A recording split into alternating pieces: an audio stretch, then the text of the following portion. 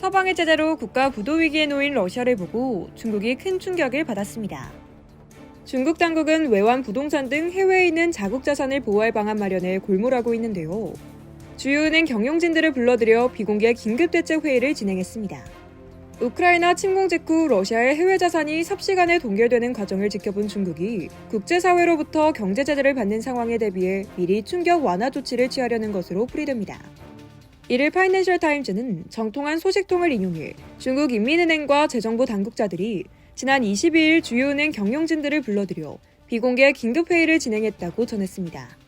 이날 회의에는 중국 국내은행 수십 곳을 비롯해 HSBC 등 글로벌 주요 은행 대표들이 참석했습니다. 이날 회의에 참석한 중국 당국자들은 미국과 유럽 동맹국들이 단기간에 러시아 제재 수단을 마련해 시행한 것을 언급하며 큰 충격을 받았다는 취지의 발언을 한 것으로 알려졌는데요.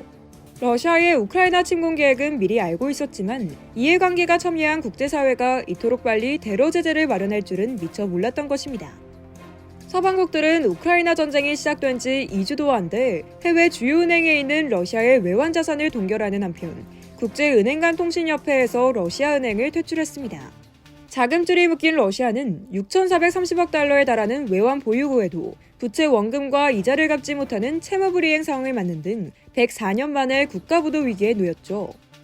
중국 당국은 미국과 동맹국들이 러시아에 가한 제재 수단을 자국에도 동원할까봐 극도로 두려워하고 있습니다.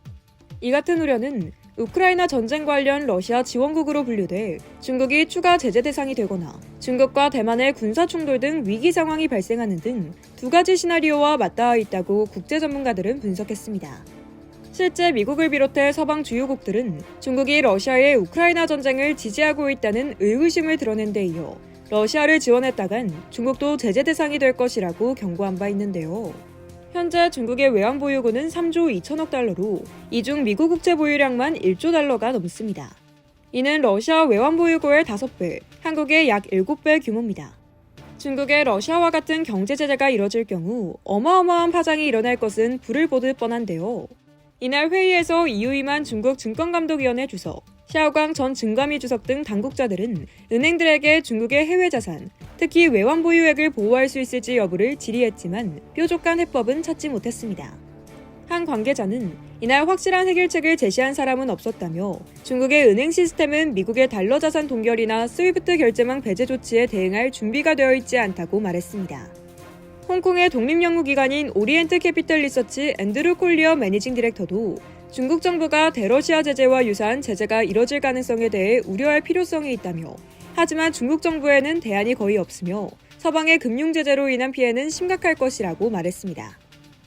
다만 중국 인민은행이 모든 수출업체를 대상으로 외환 수입을 위안화로 환전하도록 강제해 자국 내 달러화 자산을 최대한 확보하는 것, 중국인이 해외여행과 역외구매 등으로 허용된 연 5만 달러 상한선을 크게 낮추는 안이 회의에서 논의된 것으로 알려졌습니다.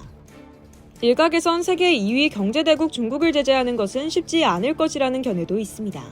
서방국들이 입을 피해가 러시아 제재 때와는 비교할 수 없을 정도로 크기 때문인데요. 하지만 FT는 중국이 대만을 공격할 경우 경제 제재가 이뤄질 수 있다고 봤습니다. 이미 미국과 영국 고위 당국자들이 중국의 대만 침공 가능성과 관련해 매우 심층적이고 다양한 논의를 나눴다는 설명입니다. 이상 여의도TV였습니다.